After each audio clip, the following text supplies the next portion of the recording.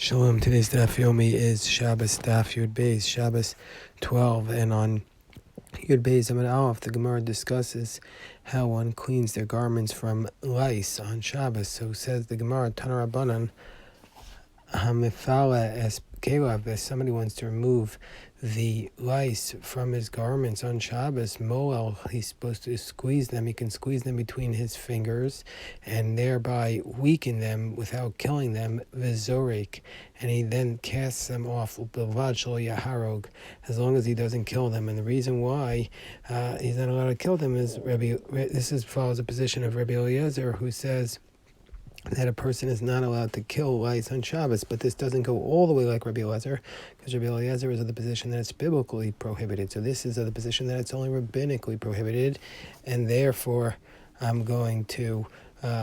he's going to say that you can throw them off as long as you don't kill them. We're not concerned that you're going to actually kill them. That's just a decree. But Abba Shaul comes along and he's of the position that no tel v'zorek or bavad shel yimul, that Abba Shaul is of the position that you can take them off and throw them as long as you don't squeeze them, because if you squeeze them, there's a concern that you're going to kill them. And Abba Shaul does follow the position of Rabbi Eliezer that it is prohibited, biblically speaking, to kill lice on Shabbos, and therefore he's concerned that if you squeeze them, you might come to kill them. Amar Rav Huna halacha, the law is moel v'zorek, that you're even allowed to squeeze them and toss them off, because it's just rabbinically prohibited. V'zeu kvodo, and that's the proper way to kill them. Afilu b'chol, even when it's not Shabbos, because that's considered to be more honorable. Rabba, what would he do? Mikatalahu, he would kill them on Shabbos. He would literally kill them. He didn't even think that it was rabbinically prohibited.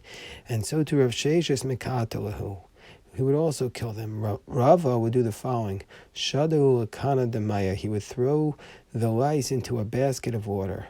Amrlu Rav Nachman Levante, Rav Nachman used to say to his daughters on Shabbos, he would say the following: Katolin Vashmi'ina Lekala Disanvasi. He said, kill the lice, and I want to hear the cries of the lice as they are being killed. He really did not like lice, and he did this in order that this should be like a type of vengeance upon them. And so therefore this proves that that he wasn't killing them for the purpose of somehow eating them or actually killing them, but just to achieve like a type of vengeance, and then it would not be called a malacha tzricha legufa. And so therefore he said to prove that it was being done out of vengeance rather than just for the sake of killing them. Tanya Rabbi Shimon ben Elazar taught ein horgan es macholos b'Shabbos. He said you're not allowed to kill the lice on Shabbos. That was the position of Beis Shammai. Beis Hillel matir, and Beis Hillel allowed it. Rabbi Eliezer and Beis Shammai are the same, because Rabbi Eliezer was a student of Beis Shammai. He was called a shamuti. Rabbi Shimon ben Elazar taught in the name of Rabbi Shimon Gamliel, ein mitshadchen es hatinoko. So now we're going to say, the Gemara is going to cite a brisa, and it's going to say several laws because it's talking about this topic. So the first thing is that says Rabbi Shimon ben Elazar in the name of Rabbi Shimon ben Gamliel, that ein mitshadchen es hatinokos, that we're not allowed to make shiduchim, we're not allowed to make marriage proposals and make engagements race in order to betroth our children on the Shabbos, and also not v'lo as hatinok lamdo sefer, we're not allowed to hand over the child to his teacher to study on Shabbos, and not also v'lamdo umnus, to teach a child a craft. We're not allowed to make such an arrangement on Shabbos. And the reason is because a person is not allowed to do a type of business arrangements, and all these things, they can be some sort of business arrangements.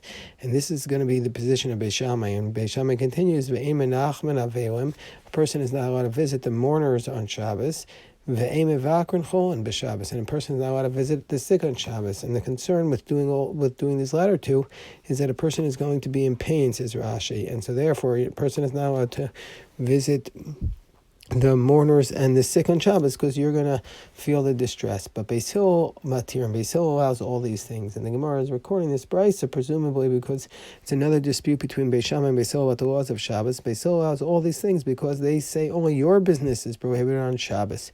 However, these things are really of a heavenly nature, and so therefore they're going to be permitted on Shabbos. So since we said that Beis Hillel allows one to visit the sick, but Beis Shammai doesn't, the Gemara says another law with respect to praying for the sick sick on Shabbos. Says the Brisa, Hanichnas levak eres achola. Somebody wants to visit the sick on Shabbos. That person is not supposed to be in distress on Shabbos, and so therefore, what should they say? The person should say, Omer. The person should say, Shabbasi melizok. It's Shabbos, and so therefore, I'm not going to cry out on Shabbos. Urafua krovo avo. But the healing is quickly going to come. And Rabbi Meir said he should say, Yechola hi shetira achem. He should say that the Shabbos should have mercy upon you if you're going to honor it, that Shabbos is capable of healing you. So the first position was that a person should say, I'm not allowed to cry out on Shabbos, but still the healing is going to come, meaning to say that this is the way the Maharsha explains it, that even though we're not allowed to pray for the sick on Shabbos, this doesn't mean that there's not going to be healing, because in lieu of prayers, Shabbos itself is what heals. The Shabbos is what sweetens all the harsh judgments, and the Shabbos is capable of providing a lift and an inspirational spiritual salvation, and so therefore it's almost as though the Shabbos takes the place of prayers. So any spiritual lift which we would get from a prayer, we don't need to say on Shabbos, because the healing itself comes from the Shabbos, which is replacing the prayer for the sick.